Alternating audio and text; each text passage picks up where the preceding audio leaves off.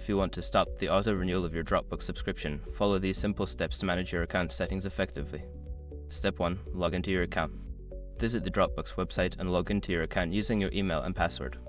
Make sure you are accessing the account that has the subscription you want to cancel. Step 2. Go to Settings. Once logged in, click on your profile picture or initials in the top right corner of the screen.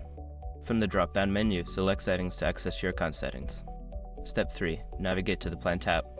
In the Settings menu, find and click on the Plan tab. This section contains information about your current subscription and payment details. Step 4. Manage your subscription. Look for the option that says Manage Subscription or Billing. Here, you will find details about your subscription, including the auto-renewal settings.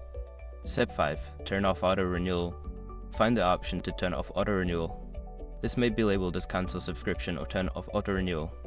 Follow the prompts to confirm your choice and ensure that your subscription will not renew automatically. By following these steps, you can successfully stop the auto-renewal of your Dropbox subscription. If you have any further questions, consider reaching out to Dropbox support for assistance.